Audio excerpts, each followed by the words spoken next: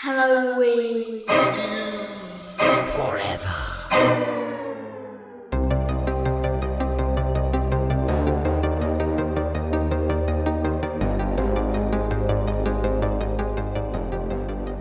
All right. Good evening. Good evening, sirs and madams out there in internet land. Hey, Steve, got one for you. What does a vegetable get in bowling? What does a vegetable get? Well, let's see. There's strikes, bear. No, I don't know. I don't got this one. A spare, I guess. Welcome, boys and girls, to very little video wherever. I'm Brian. I'm Steve, and I'm not a fan of asparagus, so that's why I didn't get that joke. You're not? No. You don't like the way it makes your pee smell. You're self-conscious about the way it makes your pee smell. No, I love different pee smells. It's just I don't.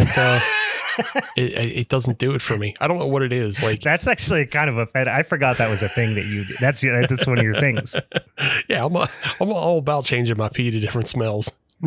You're a cicerone or a sommelier of piss. Mm-hmm. Like you can like hold it up and, like under your nose. And you're like, ooh, someone got into an onion patch. Yes.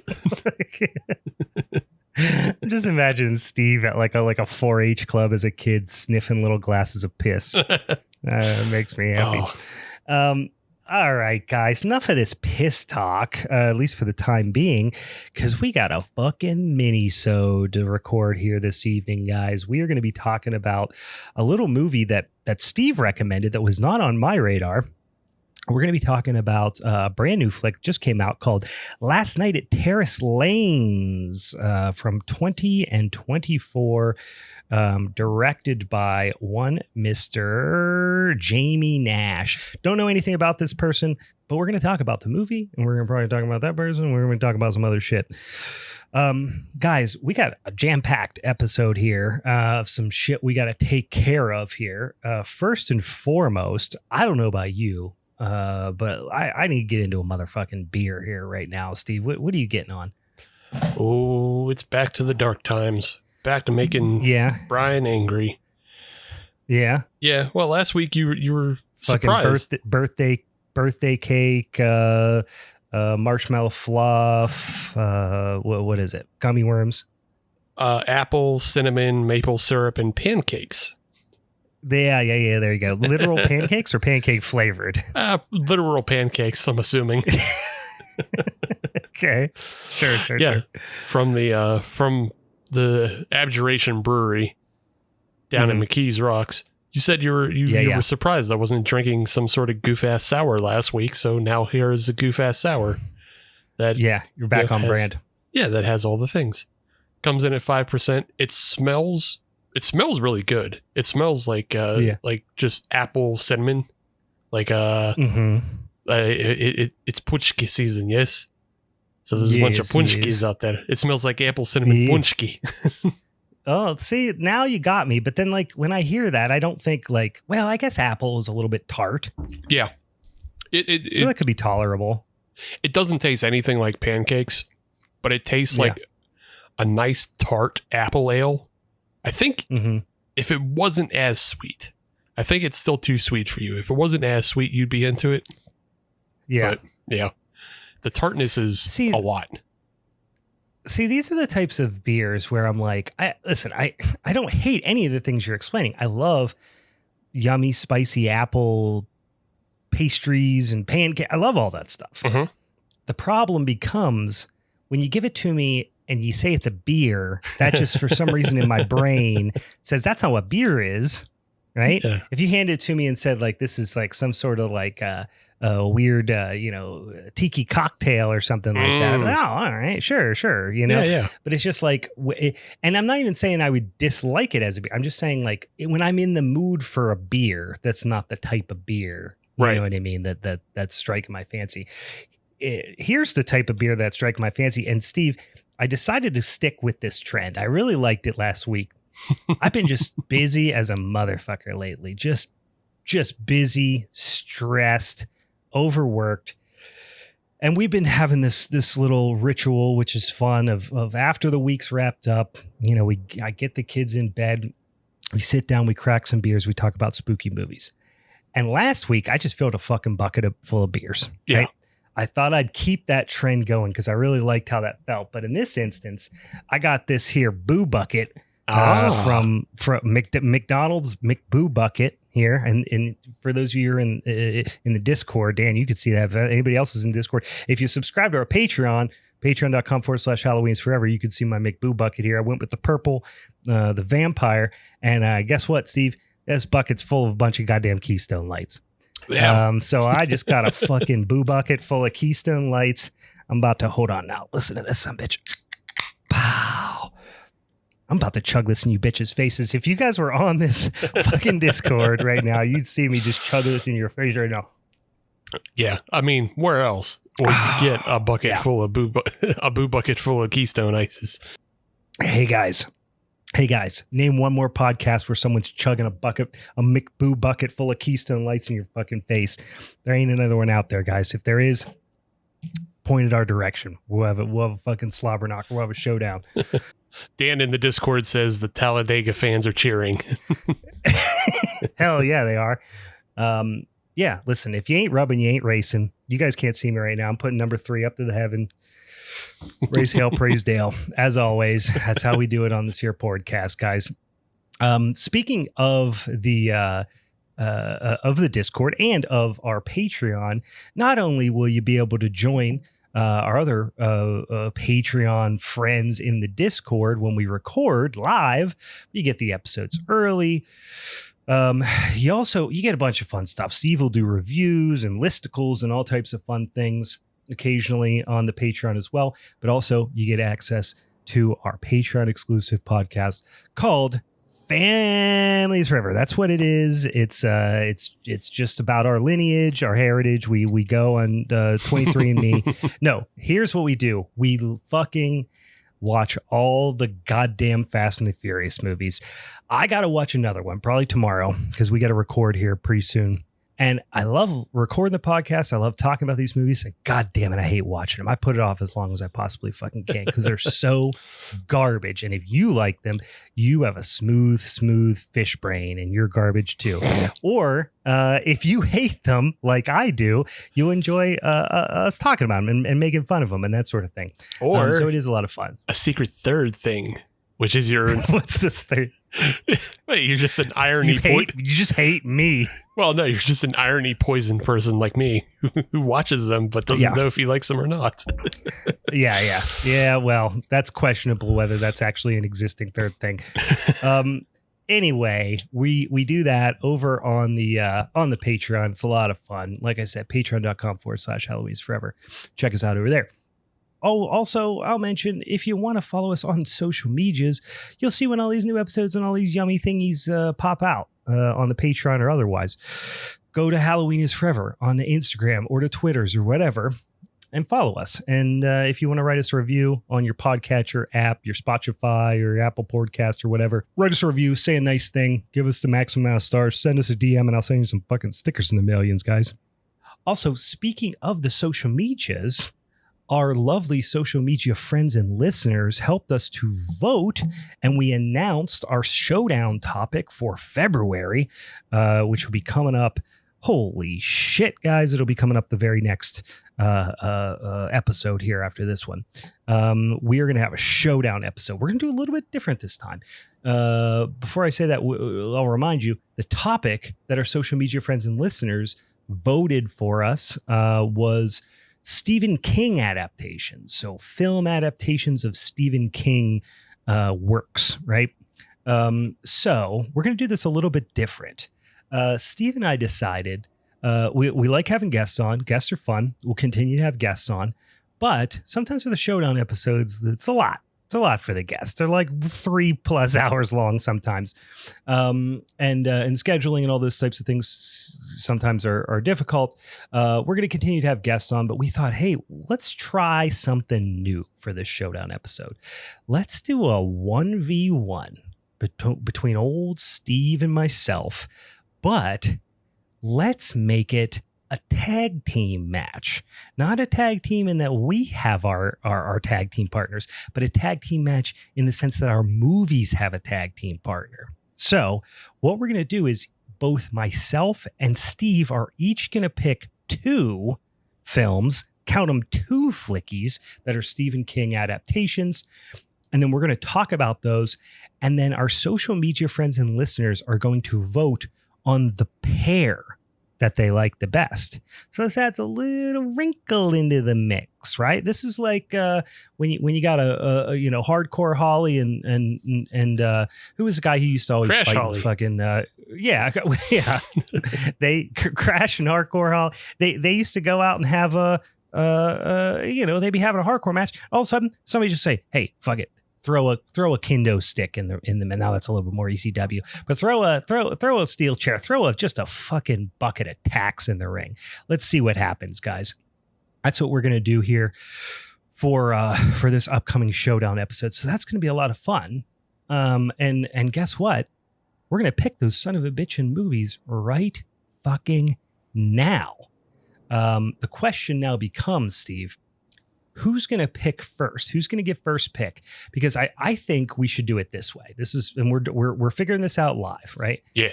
I think whoever picks first, that's fine. We figure it out. Okay. But then the person who picks second also gets the third pick. Okay. Yeah. And then the person who picks first gets fourth. I had that same idea. I just didn't bring it up, but yeah, I agree with that. So yeah. Little snake draft situation. Yeah. Do you have a preference? What you'd like to? Would you like to go first? Would you like to do 2 and 3? I kind of would be okay with just doing 2 and 3. That's kind of what I wanted to do too. All right, so that's what we should do here. This is what we'll do. Dan in the Discord. Dan's going to help us with this. Dan's going to flip a proverbial coin in his mind, or maybe it is a real coin, right? Dan, whenever you're ready, messages say ready. You write down heads or tails.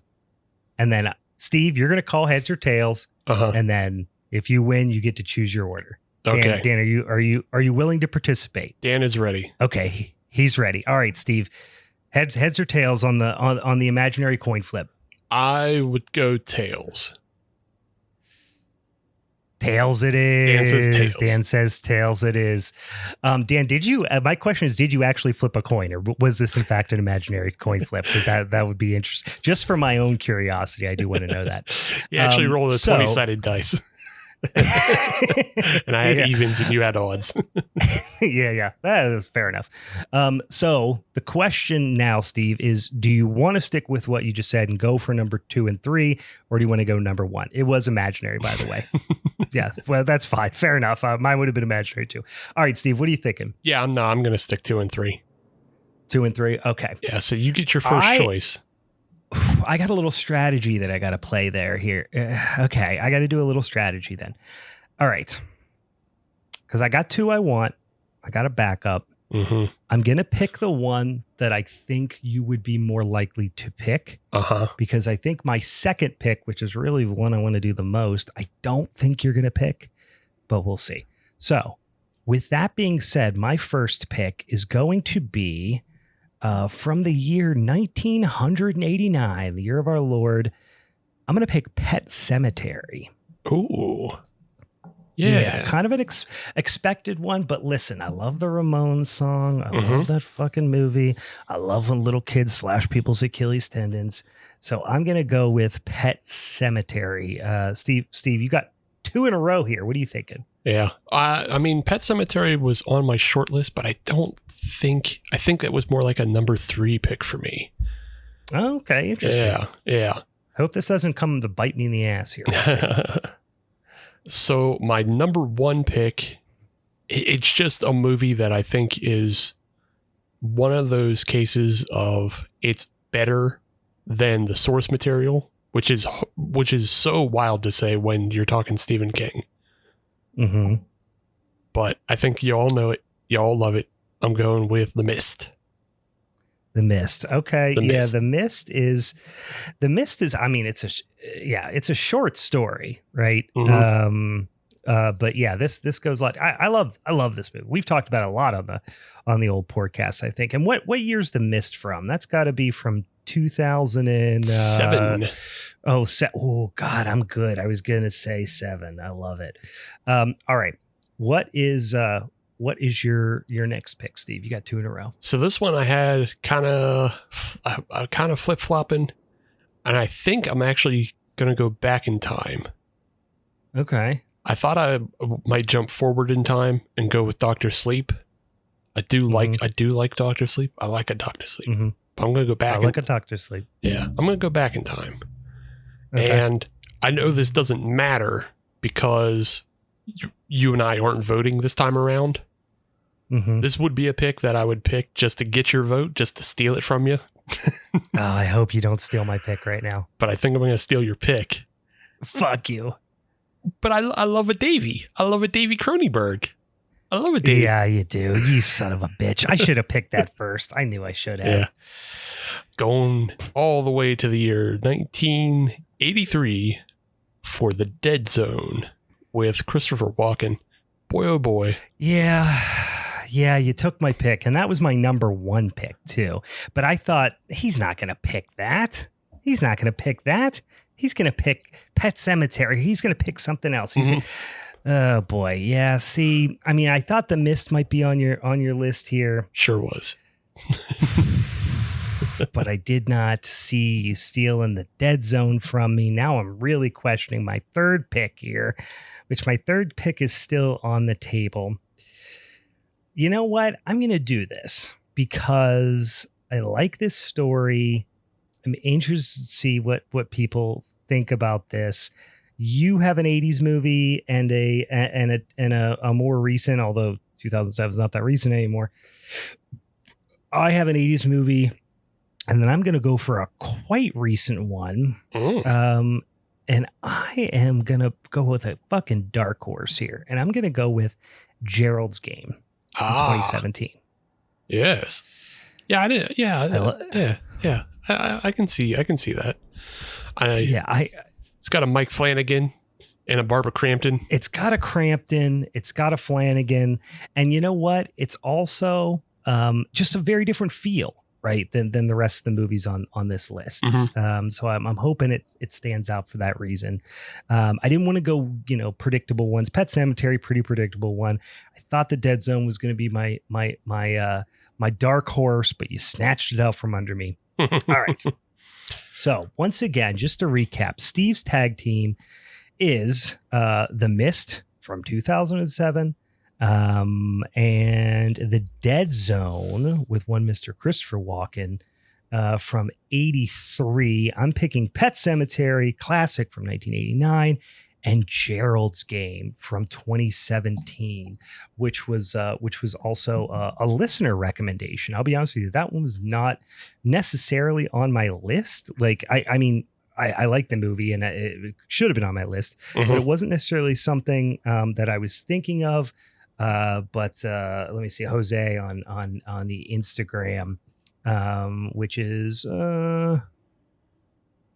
I don't know how to say what his handle is. Jose, you can tell me. It's a bunch of letters. Anyway, he suggested it to me on the Instagram, and then it got me thinking about the movie. And I said to him, actually, I think I'm going to do Dead Zone. This was before we decided to do the whole tag team thing. Yeah. And he was like, that's a good pick. That's a good pick too. And then, hey, here we go. The suggestion came to fruition. So, all right. Once again, that's going to be our showdown topic for next week, for February. So that'll be a lot of fun. Okie dokie. We got all the stuff out of the way with the things. Besides, I'm going to get after this fucking Keystone Light real quick.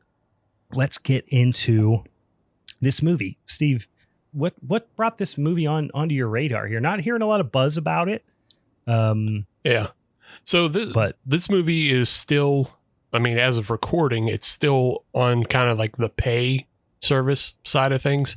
So I'm noticing like a lot of movies nowadays, they get a release that is like on Amazon. If they don't go into theaters, they get a release that's like on Amazon and Vudu and everything.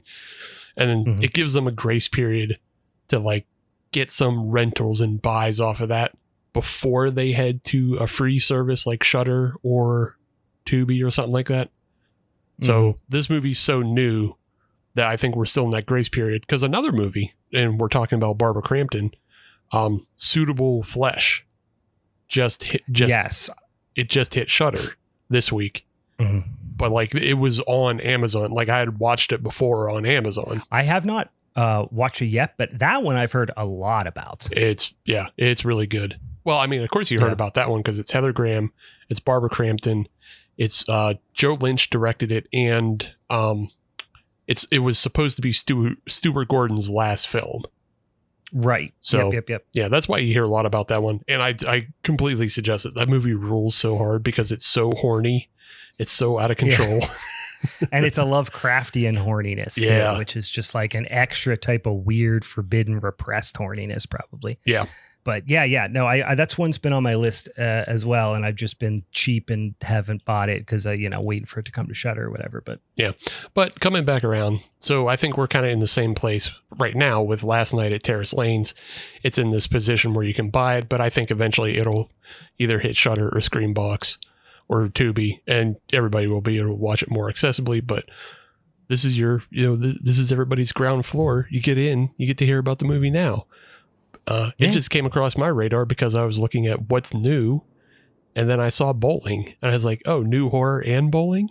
Let's do that." Yeah, I'm on board. Listen, you had me at bowling. We were talking about 3 or 4 movies we're gonna do, and you said that one, and I was like, "Is this a bowling?" But yeah, all right, let's fucking do it. I love first of all, I just love bowling, but I also love a bowling alley. I just love the smell of it. I love just drinking, beer from dirty draft lines, eating fucking jalapeno poppers and mozzarella sticks, and then getting your hands all greasy and wiping them on your pants before you go up to bowl. I love that whole vibe. Yeah. So this is directed by one Mr. Jamie Nash. Was looking through the IMDb, got a bunch of different credits, most primarily writing credits, but has 6 directorial credits as well, including, what do we think here? 1, 2, 3, 4, 5 feature length films. I'm not familiar with any of them. I mean, a couple of them were fairly well received. One called Para Abnormal. That's a tough title. Well, that's actually just a video. That's some sort of short from 2009. So I take that back. It looks like maybe three or 4 feature links. Any of these strike recognition with you? Not really. No, I thought I had seen a Comedy of Horrors Volume 1. I mean, because it's just like an anthology series. So Jamie Nash has I think what I recognize it from is because Henry Zebrowski's in it. So, there's a chance I might have seen it, or at least heard about it for that reason. Right. So I think that's what I'm thinking of. But Jamie Nash has a segment in that he directed. I think he's probably far more known for his writing, and he has he was one of the original story writers for the WNUF Halloween special. Yeah, I saw that. That's pretty cool. Yeah, as well as he wrote a segment in VHS 2. So I think that's probably more what people are going to know him from. And then he was also a producer on the recent film Satanic Hispanics, which is another anthology film. That's a lot of fun. I suggest that. Go check it out. I haven't seen that one either, but I've heard people talk about it. And WNUF Halloween special, I got turned on to that on the Twitters in honestly, I don't even remember what year it came out. 20. I don't remember what year it came out. I have to look it up here. I'm off on a different page, 2013, a different rabbit hole.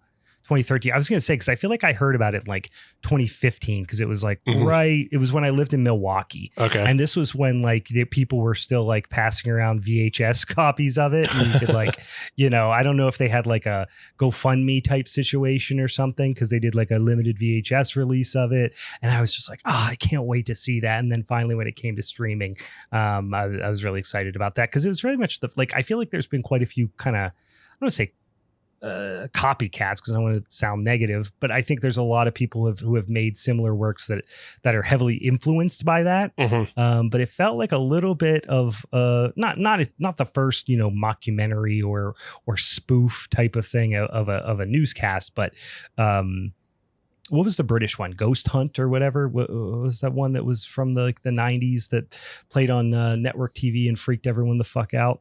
Oh, I don't remember. I'll think of the name. I was saying Ghost Hunt. Anyway, yeah, so it's not the first to do those types of things, but definitely brought it kind of into the zeitgeist in recent years here. Well, cool. So this movie, I would say I don't think there was anybody in it that I like immediately recognized. Pretty unknown cast, I would say. Mm-hmm. Anyone in particular that you were like, hey, I've seen them in something else? I don't think anybody really jumped out at me as recognizable. No, nobody was really recognizable. I looked up kind of who the two leads were, and the one is Ken Arnold, who is Bruce the bowling alley. Like he's manager / maintenance / bartender.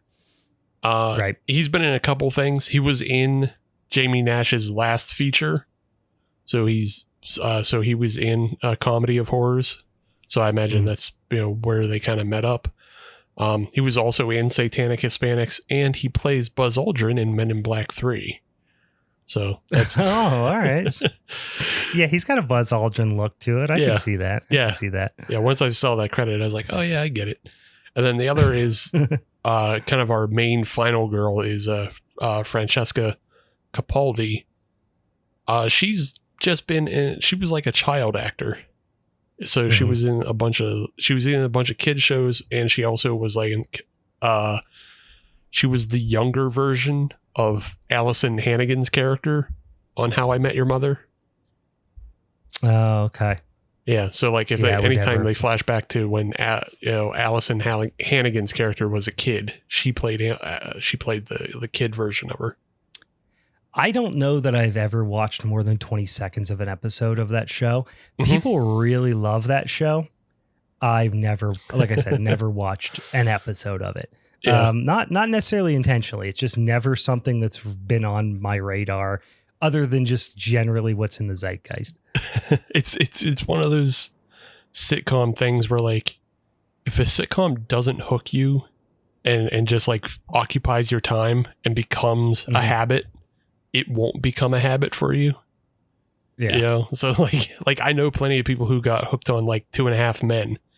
And we were out for a bachelor party, and so we were in a hotel room, and like while we were waiting, it was you and Charlie Sheen. Yeah, it was me, Charlie Sheen, the other guy, and Ashton Kutcher. But no, like it was like me and my friends, and we're sitting around, and like all my other friends were into that show. They put it on.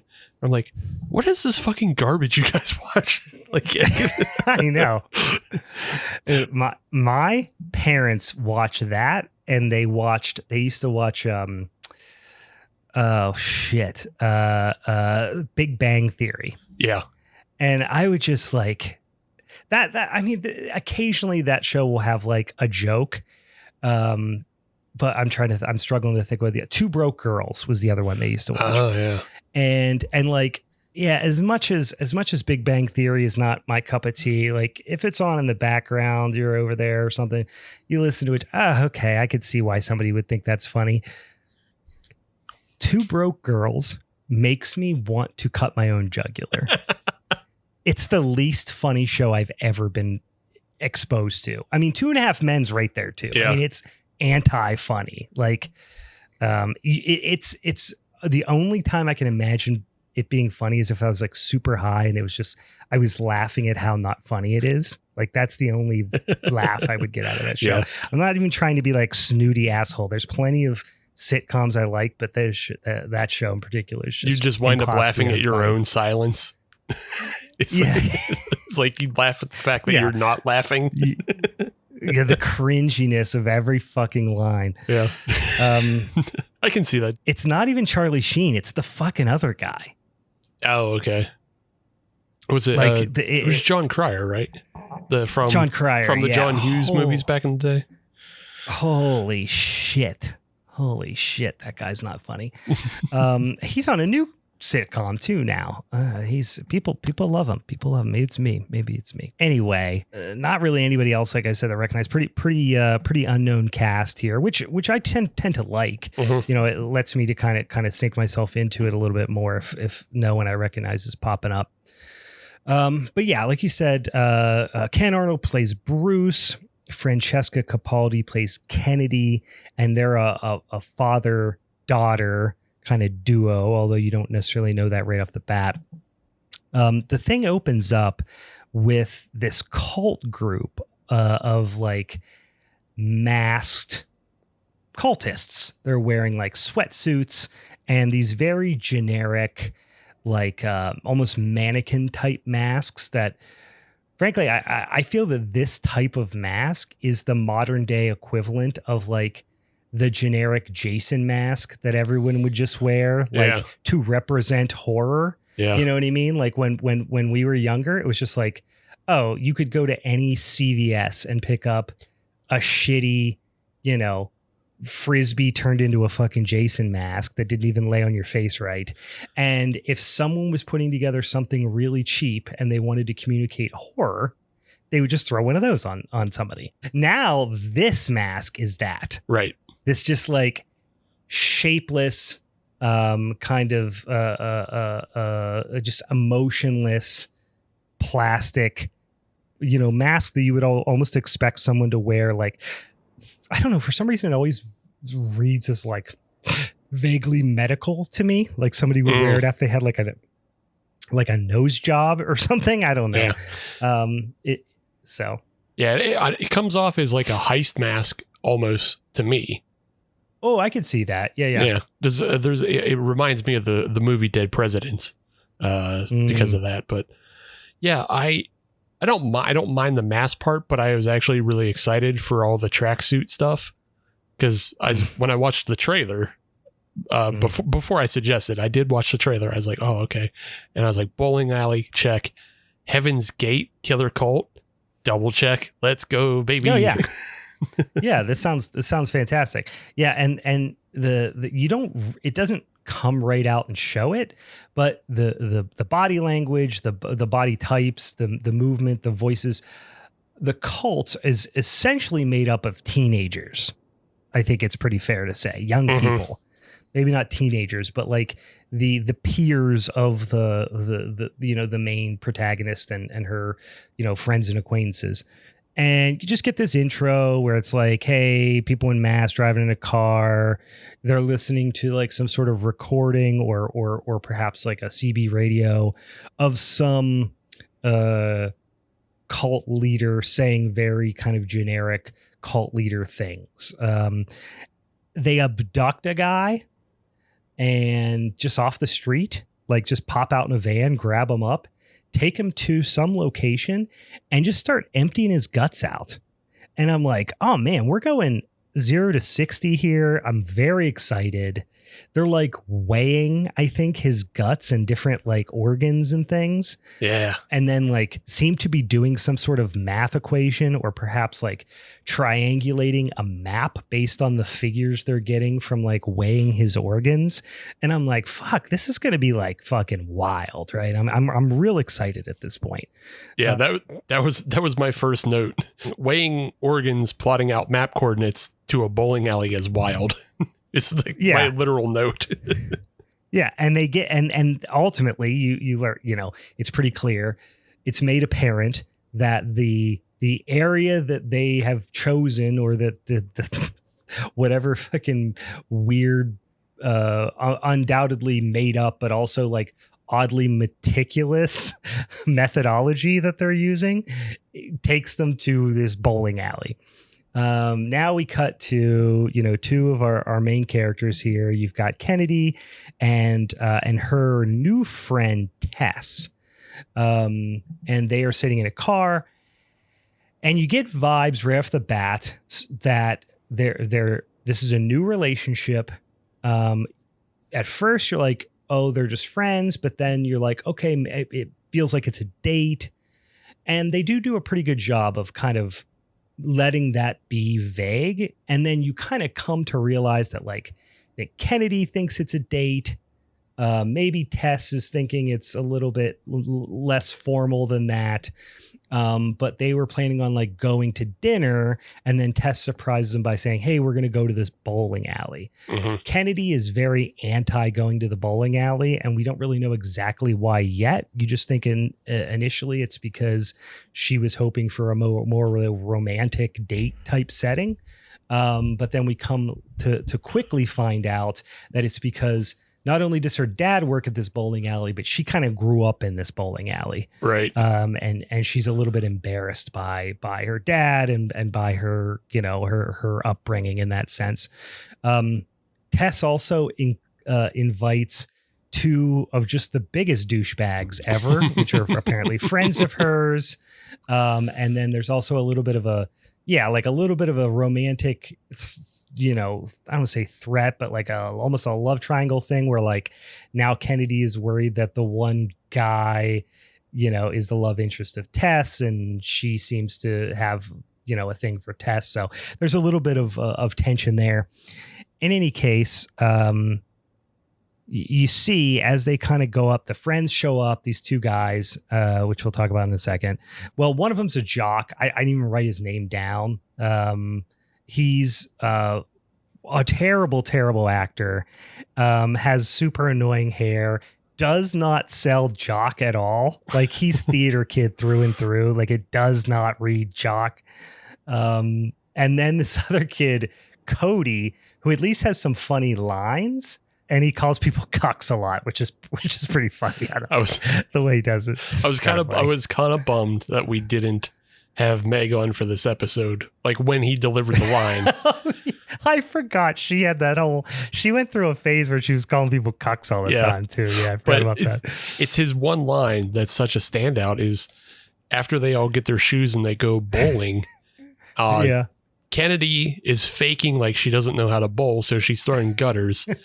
So they start talking about getting the bumpers up for Kennedy because she sucks at bowling. And Cody goes, bumpers are for cucks. And you know what? I agree. Yeah. I don't care. I write that down too.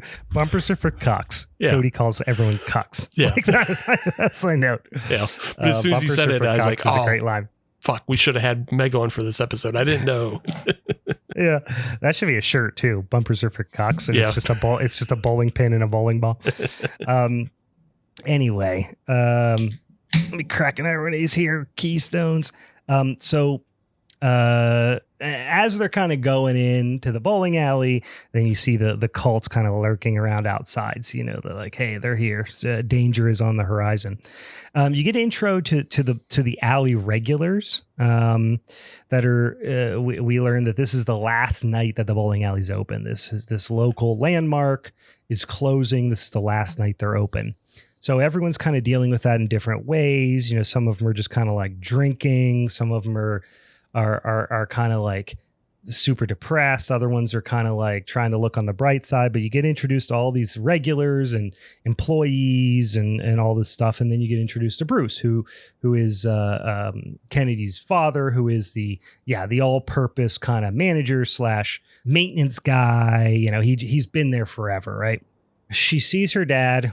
She's trying not to let on. In fact, she texts him and says like, let's like pretend you don't know me kind of thing. So she's being a real dick right off the bat. There's also this guy, which is never really explained. I mean, I guess doesn't need explained, but there's a guy who's in like a bowling pin costume, like a really shabby bowling pin costume. Yeah. And he's supposed to be like outside, like attracting, people or whatever to come in. But you never really see his face. No. And he's actually, I think, the first person that's killed. But he comes up there's a couple bits that come up later on with him. Yeah, I looked it up, and he's actually played by one of the producers, who is also a producer on Satanic Hispanics. So I think that's why he's in this. He's just a guy filling a role in a suit. Like he's not. Right. You weren't supposed to get that much out of it, but you were supposed to get the weird imagery of a bowling pin killer later is what you get. Yeah, exactly. So then the cult shows up and they just roll in with all their like teal fucking sweatsuits or whatever. And just everyone generally seems pretty uninterested. One thing I'll say about this movie, the sense of like space and the characters' awareness of other people in their little world of this bowling alley is extremely just nebulous. Like this bowling alley is almost like a weird like vacuum that just sucks people in, and then everyone's just floating in their own little space and not really interacting unless the story calls for it, which is kind of weird. And I'll talk about it. It gets even more dramatically so later on.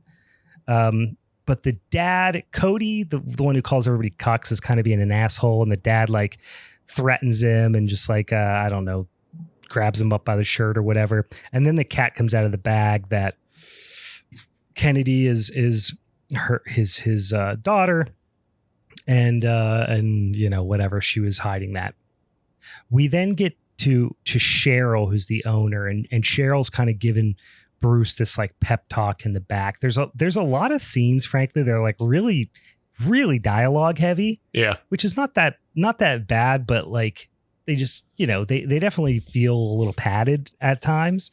And this one it does serve a purpose because Cheryl's kind of talking him up, and then she's like, I'll go deal with whatever. You stay back here and cool down. And by cool down, she just gives him a bottle of whiskey, and he goes back there and just starts drinking. And puts headphones on, is just like air drumming and just like having a fucking little party by himself in the back room. So this all just serves the purpose of get him out of the way. Right. So shit can kind of go down in the bowling alley. Yeah. Well, it gets him out of the way, but also it starts to kind of, it further enforces the idea that he's a loser. Well, and that's kind of important to the dynamic between him and Kennedy. As father-daughter, is like he's been a loser. The only thing he was good at in her life was being a bowler and being a bowling partner. Other than that, like he's just been this old guy working at a bowling lane, wound up losing his family, is a drunk, and just, generally kind of a man-child. The one thing I felt they missed out on, though, and not the one thing. I think there's a couple things this movie kind of misses out on. I think it's good overall, but like there's just like little things I was thinking about. I was like, oh, I wish they would have. And one of them was, I wish he had a pin that was hollowed out as a fucking pipe or a bong. Oh, you should have smoked out of a bowling pin. Yeah. Why are we not smoking out of bowling pins? This movie is weird. We'll talk about it a little bit more later, but like this movie almost feels like it could be a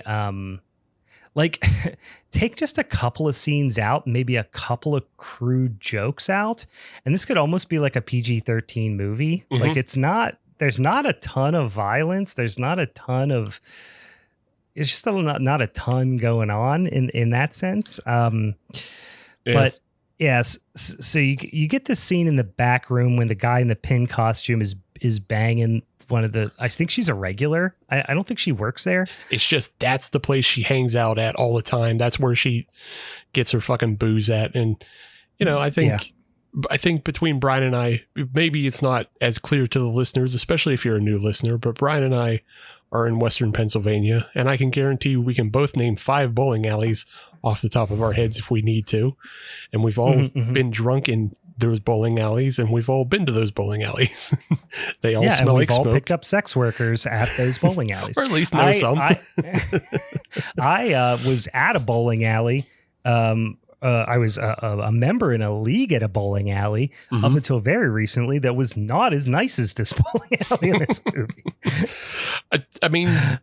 Same. I've been, I don't know if you've ever bowled Fair Oaks and Ambridge. But I have. I was at a birthday party, or at least probably multiple birthday parties when I was a kid there. Yeah, well, I was in a league at Fair Oaks for a while, so you know how dirty and shitty that place is. Yeah, I was at Sims Lanes. Surprisingly, like top tier bar food. at Sims Lanes. Like not sandwiches necessarily, but like the fried food. Oh, yeah, the apps, they kill it. They kill it over there. What's the one in Aliquippa that also has the fallout shelter in the basement? Oh, something. I keep want to say Rose something, but I don't think that's right. Fuck. But that's another one that has like good food and is strangely known for its pizza. Yeah. So yeah, I love a bowling alley pizza. Hell yeah. Anyway, Sheffield Lanes. Sheffield Lanes. Yes. So, like I said, there's a lot. So like Tess is like, hey, you lied to me. And they have Tess and Kennedy kind of have this like heart to heart. But then they get over it pretty quickly. And there's a lot of kind of sexual tension, between them. The cult comes in and then they finally, shut the doors and like chain them up. All of a sudden, like 20 of them come out. Right. Yeah. And you never really was clear how many there were. You kind of thought maybe there were like 5. But then like 20 of them show up and you're like, oh, fuck, like this is overkill. There's way too many of these people. They come out immediately off the jock by just throwing a hatchet into his forehead, which I love. It just an unceremonious death to like a character you kind of don't like already. You know what I mean? Yeah. I'm always a fan of that. And it does beg the question though, is like, why did no one really notice up to this point that there were that many people there wearing matching suits and masks and had like big duffel bags? You know what I mean? Right. Like if there were 4, you'd be like, oh, that's a weird birthday party or something. Who fucking knows, right? But there are like 20 of them right now. Yeah. So and they all have like Casey Jones style weapons. You know what I mean? It's not like they have like pull out guns out of their pockets. They have like fucking, cricket bats and shit. You know what I mean? Monkey wrenches, like a big giant monkey one of them wrench. has like a giant pipe wrench. Yeah. It doesn't make it. Yeah. They have Casey Jones fucking weapon stash. Yeah. I'll say like, so we get an initial kind of shot of like 4 of them showing up and just like being weird with the shoe rental guy. But then like it's their watches because they're all timed. They're timed for events to happen, which is important for the film. But all their watches go off at once, and then that's when people start looking around and realizing how many of them are in tracksuits. But then they see all the ones that are in tracksuits like on the lanes. But then I really like the shot of all the ones that start climbing out from behind the pins. Yes. Like I thought that was really lanes. cool. Yeah. I thought that was really cool. And then because it just establishes like, oh, everybody in the bowling alley is now surrounded. I was like, that's cool. I do they like kind of come from all, it was good. And they come, so they're coming from all angles kind of thing.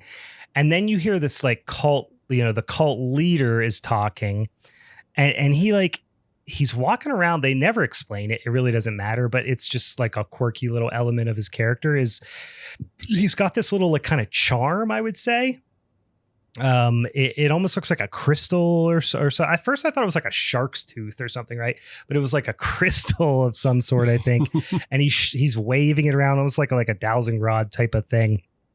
And the dad is, and then shit just pops off. They go on a big murderous rampage. They start fucking hacking people up, smashing people with wrenches, fucking everybody up. The whole time the dad is in the back room, just like air drumming to Rush or whatever. And he's hammered, right? This was a part where, and this, it gets worse later on, but this is one part where it was noticeable, but it gets way more noticeable as the movie goes on. There's a lot of off-screen kills and violence in this movie. They don't show very much. Right. For what they set you up for in the very beginning with the weighing the guts and all that shit, they do not, that doesn't really pay off, They don't do much of it at all. There's a lot of shit off screen, like disappointingly so later on, I would say. There's a couple bits that are just like, the movie feels like it needs maybe just like $150,000 more for effects.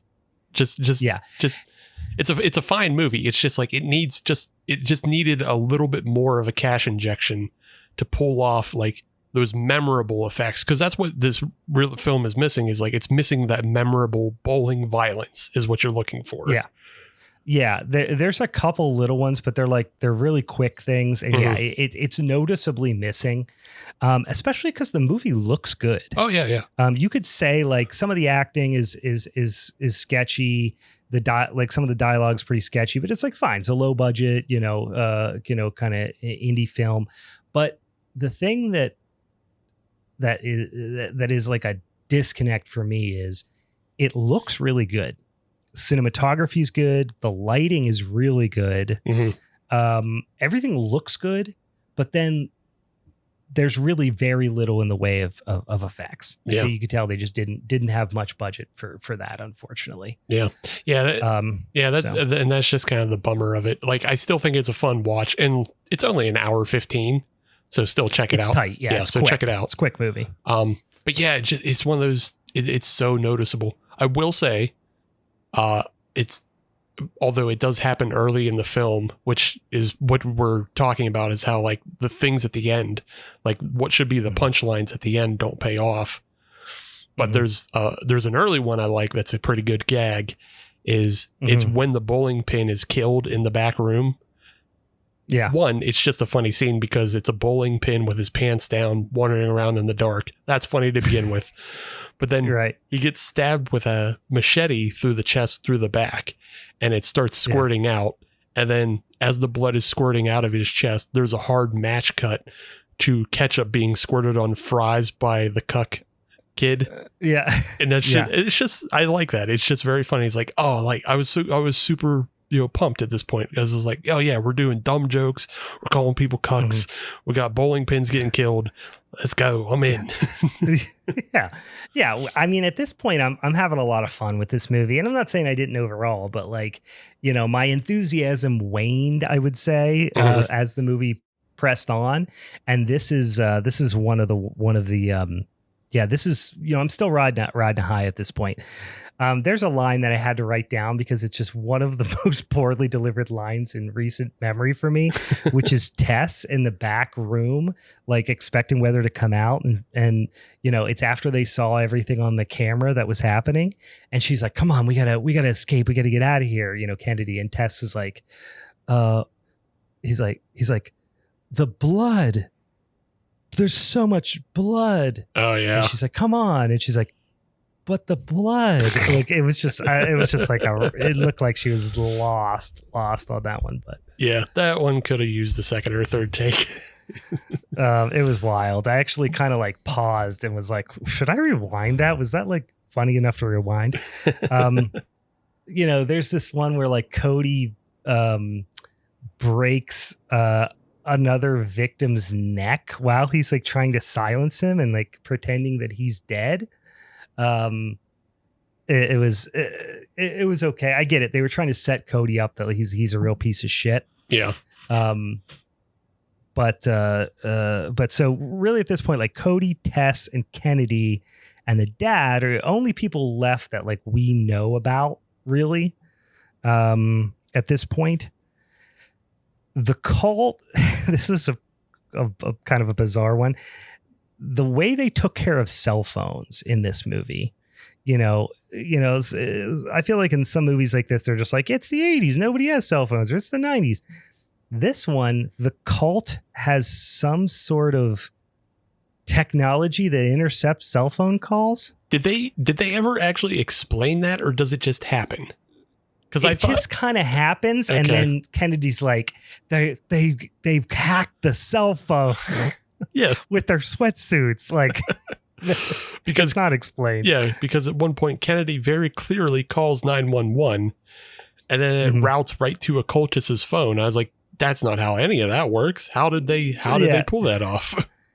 Yeah, they have a satellite up above the fucking bowling alley. But yeah, he's like, and you can tell immediately it's a bad guy on the other line, because they're like, where exactly are you? Yeah.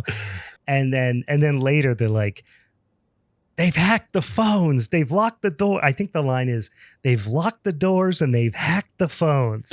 And you're just like, okay, I guess they did that away. Yeah, so they did. Why does he have? It's kind of hard. Like after coming off of why did you have an Uzi? And it's like, yeah, because it was in my trunk. It was in the trunk. It's a similar kind of level of acceptance of Kennedy's bowling skills as a child have translated into her ability to kill people with a bowling ball. See, like, now that kind of shit I'm way on board for, because like there's so much. This is what I expected. This is what I wanted. I wanted bowling violence. I want bowling powers.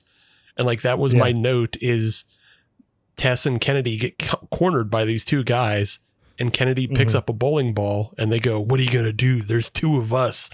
And she throws the ball and makes the split of bouncing the ball off one of their heads and hitting the other. And my note just goes, "Bowling powers activate." Well, this is the thing. When she did that, I was like, hell yeah, this is going to be great. She's a fucking bowling ninja. Hell yes. But it never comes back. It never really comes back. No. I think at one point she is it her or somebody who throws the ball down no, it's her. I think she throws the ball down the lane, and like her dad or somebody's like holding someone's head on the lane. But that's like, doesn't require extra special bowling skills. That's just, you rolled the ball down the lane and didn't get a gutter ball. Right. And then somebody put someone's head in the way. Yeah. But the scene you're referring to is, it's like, that's bowling ninja shit. Right. Yeah. So like what you just mentioned about like this, it's a scene where like her dad has a cultist pinned down and they're tussling and she throws a ball and hits him. It's more ninja. I don't know if you ever did this when you were bowling. I'm sure you have, being that we've played the same. Killed a person? No, not killed a person. But okay. But since we played the same lanes, you ever know when you hit the gutter too hard and it fucking jumps out into the other lane? Yeah. If she did something embarrassing. Yeah, but if she did something like that on purpose to get the attacker off her father, that's more bowling ninja skill. That would have been cool. Or she like puts such a spin on it that it like, the pin action is so intense that it shoots a pin out and hits somebody in the head or something. Oh no, a better one. She's facing down with a dude on the lane, and she puts so much spin on it, but it goes past the guy, and he laughs at her. He goes, "Haha, you missed." But there's so much spin, it comes back and trips him. That's the yo-yo. It's the yo-yo ball. Yeah. She knows right where the dry part on the lane is, and she can spin it so hard it comes back. So yeah, the cult leaders keep talking about like this equation. There's a lot of like math terminology, which it ultimately doesn't pay off at all. But that's the cult. The cult is a math cult, apparently, some sort of math thing going on there. Yeah, they were trying to do. They were trying to not do Satanism. They were trying to do like a mix between Aleister Crowley and Marshall Applegate. Yeah. So. They're trying to do, everything's an equation we can solve or whatever. Right. But they're also going to get, taken up, and it's ultimately, some sort of suicide cult that they're gearing up to a particular moment, because there's a countdown. There's like a ticking clock element where they keep saying, "Oh, we got 45 minutes left. We got 5 minutes left," The dad, like, reenacting bowling memories in the back room, and then like just then realizing what's going on was like, it started to get it. Like, he could have just passed out drunk. Like, that would have been much more believable. Just drink too much, fall asleep. Right. But he's in the background, like, reenacting the moments between him and Kennedy in the team bowling championship when she was little or whatever. The dad, when he comes out and realizes what's going on and he's like sneaking around, is like about as subtle as a fucking heart attack, like, which I think is part of the gag, but he's just like, this is the confusing part. There were 20 cultists there 5 seconds ago. Right. Now he walks not stealthily, like he practically, just stomps and rolls his way across the place and sees nobody, or nobody sees him. So that's what I mean by like the world we're in feels empty. Yeah. Although there's supposed to be like 25 people in this bowling alley. Yeah, it's hard because like we know how bowling alleys are laid out, and they're usually just really long buildings and you can see from one end to the other. Like it's never, with the exception of like the few bowling alleys we know that have like a tacked on bar, rarely is there another room to go into. So that's why it doesn't make a whole lot of sense. I felt like they wanted to do something where they were setting up like a birthday room type deal, where that's where they were putting all the corpses, and they were putting it into the birthday room where everybody goes in and has their birthday party and their pizza. But I don't know. I don't think they set it up well enough. And no, they have a scene there that is supposed to be kind of establishing that's the plan. Right. Because that's where they're taking all the corpses. And then they never explain what they're doing, but the general gist that you get is that they're taking all the corpses into this room, and then they're just going to hack them up. And then I think they're going to do something with the blood or the body parts. They're mostly talking about the blood. And that's going to be part of the ritual that, takes them to fucking, Jupiter or whatever.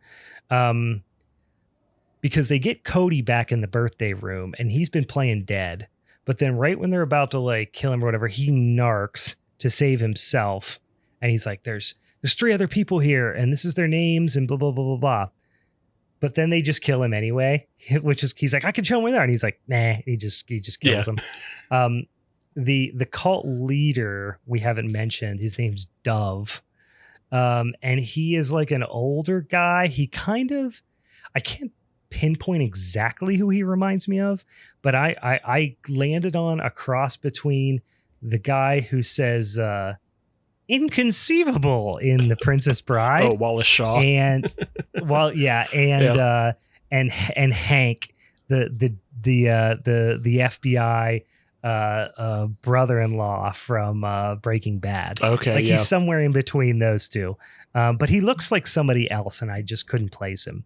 Yeah, I definitely see the Wallace Shaw influence just because he has like a little lilt to him. Like he's not intimidating in the way of like he's a gruff alpha male. He's a little bald stubby guy, but he has kind of like that charismatic lilt to him that, just kind of, you could kind of imagine him enticing wayward teens into a cult. But you don't imagine him getting physical ever, which he hardly does in the movie. So he's playing the character well. No, he is. And he's definitely delivers the most impactful performance. I think he does these like very grandiose statements about, the master plan and all this types of stuff. But they kill Cody. But again, it's off screens, which is really like about 90% of the kills from like, the second and third acts. Basically from the middle of the first act on, I feel like. But there's this whole bit where like I really was hoping this came back around, but it didn't, and I thought it was going to tie into the cult thing and there was going to be something go buck wild at the end, and it just kind of left me hanging. But the dad does this whole like bit about how bowling has something to do with like the ancient Egyptians and like black magic and ancient aliens and that's why all this is happening. Yeah. And I guess it was meant to just come off as like, hey, look, crazy dad, he's kind of a conspiracy nut. Yeah. But it would have been way funnier if that proved to be true, Yeah. I mean, because again, this is leaning into that silliness of Bowling Ninja. Of like explaining how the ancient Egyptians had a bowling, kind of like background. He's like spilling all kinds of lore. I was like, none of that's true. I don't think any of that's true. It all sounds silly, but it's no, it doesn't feel like it. It's a thing that you say in movies like this when you want to tie like some sort of destiny. And so like you're trying to hype up the destiny of Kennedy to become the ultimate bowling ninja. But like you said, it just doesn't pay off. So I just always wanted this movie to go a step further, and it doesn't. It kind of ends up just kind of doing the predictable stuff. There's a scene that really frustrated me. I get what they were trying to do. They're just trying to find scenes to film here, but it was like Tess, who's the kind of love interest / friend of Kennedy. She's in this like, it's just like a supply closet kind of thing / it's like the supply closet / the dad's like, maintenance office / workshop type of area. And she's just back there, and they know that she's in there, the cultists, and Dove is like talking to her through this door, and he's like trying to get her to come out and like trying to talk her into, hey, if you come out, we'll make sure that you and your friends' deaths are quick and painless and all this stuff. And then she's like, fuck you. And then they just smash it down because it's a flimsy, hollow door. You know what I mean? Mm-hmm. Like literally in 5 seconds. And it's just like, why did any of that happen? Like this whole thing is very time sensitive. The idea is they're running out of time. Meanwhile, they have this like they just hacked everyone up, and now they're like trying to talk her into coming out, where she just horse kicked the door in literally 1 second, like we ultimately end up doing. I mean, I'm nitpicking a little bit, but it was just stuff like that. There was never any real feeling of like threat or danger for the main characters, I would say. Not particularly, but like this scene isn't very, I don't know. It's funny because like this scene that you're talking about is not very strong, because it goes against like all its intentions of a ticking clock and just like the door we're supposed to make believe and all that. But then it leads to a really effective scene because Tess escapes through the wall into the bathroom and is hiding in the stalls. And you get like this really cool effective shot where you have a cultist checking the stalls, and she leans forward to check, like look through the crack of the stall door. Mm-hmm. But then when she leans back, there's a cultist hanging over the top of the, partition looking down on her. And I was like, oh, that's a really cool shot. Like, I like that. But the road we took to get here feels silly. Doesn't feel good. Yeah. It's just, it's a little slapped together in that sense, I would say. But so what you were waiting for the whole time, which was the owner, I think her name was Cheryl. I wrote it down in my notes, but she's the owner who was giving the dad the pep talk earlier. She shows up with a shotgun out of the blue, and they do kind of talk about that. There's a Chekhov's gun literally earlier on where they're like, they go to the safe and the gun's gone. They must have got it. But, Cheryl obviously was the one that got it. She blasts some of the cultists like right as, they're kind of cornered, but then she dies immediately. Again, off screen, unfortunately, but they get, this is another kind of, I like that they did this, but at the same time, it's like, it was just not particularly well executed. They get bolt cutters. They get to the front door. They cut the chains off the front door. They go outside. There's a couple of cultists waiting outside with bows and arrows, like compound bows, like hunting bows. Mm-hmm. Like, oh, okay, kind of wacky. Didn't expect that. The dad had mentioned that he was like, he was drunk man child, so he was just grabbing a bunch of dumb stuff. Like Kennedy was like, we should grab weapons and hey, bolt cutters to cut the front door, chains. And the dad's like, no, we need a chainsaw and fireworks and all, dumb stuff. Cause he's like Beavis or Butthead, right. He's just the dumbest things he wants to grab. And they get outside and they're standing there with bows, and dad fires up a Roman candle and shoots it at one of the cultists and sets him on fire. And they do like a whole burn sequence. Yeah. And the explanation kind of in the background, somebody just mutters is like, oh, I didn't expect those tracksuits to be that flammable or something like that. But yeah, I mean, it's funny. Yeah, but I appreciate that they did the burn. But then once the person burns up, they just run back inside the same door that they just escaped out of. And they're like, can't go out that door. We're like, no, I think you can now. Like, You know what I mean? You just burned that guy. Like maybe there's one other guy, but it's like, well, now it's 1-on-2. Like I think you can go out that door.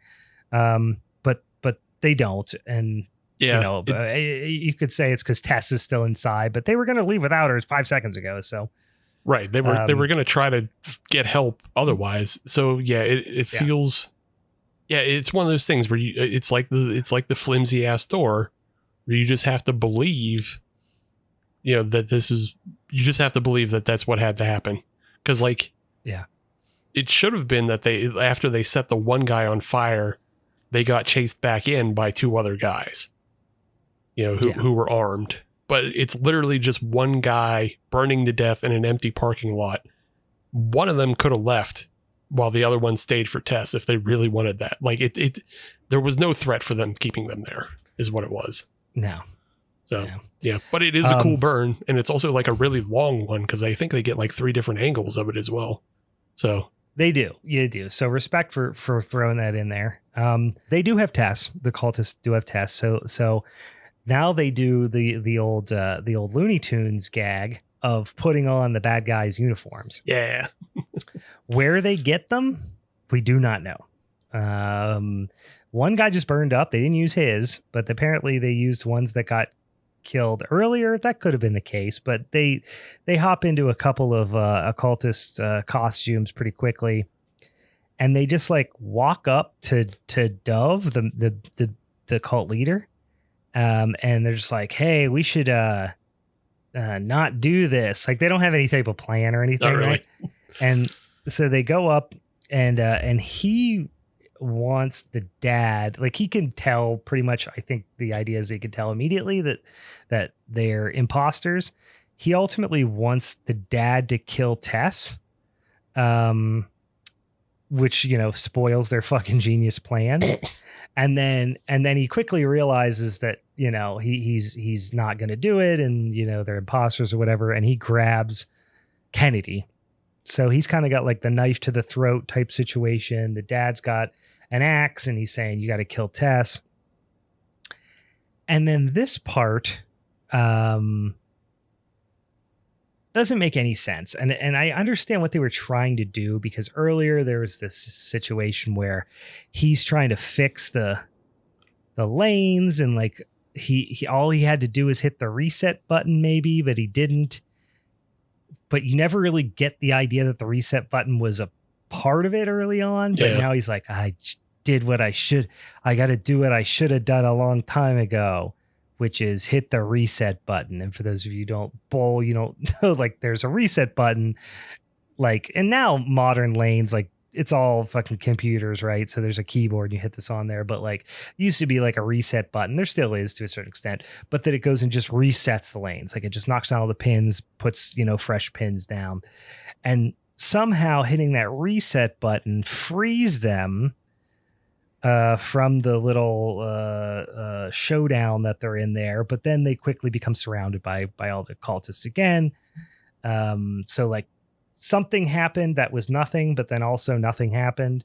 Then all of a sudden, right when they're like, we're in a helpless situation, everyone's watches go off. All the cultist watches go off. And one of them just screams, transform. And they all kill themselves. That part, the nothing to nothing part. Again, it's one of those things where like something you feel kind of about occurs, and it leads to something really awesome though. So like this reset, but it didn't even have to happen. Like, that could have just happened right during the previous scene. It could have been that. It could have been that thing that freed Kennedy. Yeah, it could have been that was the distraction that got Dove to release Kennedy. So it's just again, it's one of those things. It's like this nothing burger of the reset button, leading to this really awesome scene of like transform because it's so hilarious where they scream transform and then they kill themselves, which this is where you get some on-screen kind of violence of like they're stabbing themselves and cutting their own throats and stuff like that, and one guy's just kind of bonking himself in the head with a baseball bat repeatedly, which he's just going Dobby on himself. And then there's just like, there's way too much dialogue from Dove. Like they could tell like he's the only guy who's like really delivering some intense lines. So they gave him as many fucking lines they could. He just does monologues after monologues. And that just got boring for me. But he does do a whole nother kind of monologue here. And then the dad is just like, I don't like math. And then just like cuts his head off with an axe. And his head, as you might imagine, rolls, down the alley like a bowling ball. And see, this is where the fucking reset button should have come in, because it should have been, it rolls into the gutter, but gets stuck in the gutter, and he hits the reset button as a symbolic gesture that he's resetting his relationship with his daughter, but also clearing the lane of the villain. Like it's all there. Like it could have been there. You almost had it, but you tripped. Yeah, you fouled it. You fouled at the line. Well, it's like they shot a lot of things because they were in the script. Instead of like rewriting things and like moving things around on the fly when they realized they weren't really going to work in practice during shooting, they just shot it as it was. And it just wasn't very cohesive in spots, but that is the end of the movie. Yeah, I mean, I get the feeling you liked it more than I did, but I didn't dislike it. I have this thing where like movies, I see the potential and where I see the vision of what it could have been. Yeah. I tend to like more. I just like them. I like what's in my head. Yeah. So, but like, exactly. Yeah. You're like, I could have made this into a good movie. Well, I mean, and I like it that. Yeah. It's not even that I could have. It's just like, I see where like just 3 or 4 more things changed could have made this film like a huge standout. Yeah. It could have been like really awesome and really silly and, big, like a lot of fun. Right now, it's fine. It's, you can still watch it. It's not going to hurt you. But yeah, no, it's fine, enjoyable. I wasn't upset that I watched or anything. I would say, the acting, the performances are, I would say, mediocre to bad. There's not, if you're coming for the kills, creative kills, or people getting their heads put down in the ball return or anything, like you're not getting any of that. No. The killers, honestly, the aren't scary or even really threatening. And I think that was my biggest concern. Like, I'm a sucker for like, you could just give me a good bad guy. Yeah. I'm in. Yeah. And there really wasn't a good bad guy. Dove was fine, but he wasn't threatening. Yeah. You know what I mean? You never watched him do anything really over the top. But I would say like, it looks really good. The lighting is great. It's shot well. It's pretty to look at. So yeah. So like just another one of those notes that we're talking about, like through the film, you have, we had that bowling pin character get killed earlier on, and one of the cultists just dresses up as him, right? Yeah. The way you could have improved that to make it like more impactful and more scary is, one, incorporate it more, because you honestly don't get that character that much. And 2, like find a real like 7-foot fucking giant to put in a bowling pin costume. So it looks almost like as if the bowling pin hulked out. So you just have like this huge pro wrestler or fucking, football lineman walking around as and just like terrifying and intimidating as he like chops through people. But so but there's a lot of fine stuff. 2 notes which kind of tie this close to our area, but not exactly in our area. There's this song that plays throughout the movie, and it's just like, it's a bowling polka. I'm sure you recognize it. Oh yeah, You recognized it as a punk polka immediately, but it's by a band called the Chardon Polka Band. They're out of They're out of Cleveland, Ohio. So makes sense. Yeah, and then the other thing is, this was filmed in Frederick, Maryland. So like, a beer drinking town we are, familiar with. Yeah. No, this, at first I was like, that makes a lot of sense. I was looking at, like, in the town, I was like, this looks really recognizable, this town. In just the opening scene when they're like following that guy, I was like, this looks really, really recognizable. And at first I was like, is this like Philadelphia? Because it definitely has like an historical town look to it. Mm-hmm. But yeah, that makes a lot of sense that it's Frederick. Yeah. I've spent a lot of time in downtown Frederick, but in any case, yeah, that is Last Night at Terrace Lanes from 2024. Definitely worth checking out. You said, it'll probably be streaming for free somewhere. I rented it on the Amazon Prime, but I'm sure it'll be popping up a number of other places. But yeah, certainly worth checking out. Yeah. Any final thoughts on it? No, that's it. I mean, hey, it's $5 for a Friday if that's what you want, but otherwise, you can wait for it. I'm sure it'll hit one of those streaming services soon enough. And when it does, you got yourself an hour and 15 minutes to whittle your life away with. It's a tight little hour 15. Yeah. Come on. What you ain't got nothing better to do. All right. One last thing I'll remind everyone, because next week we got a fucking showdown and we're doing this fun little tag team movies here. So my tag team, we're doing reminder Stephen King adaptations.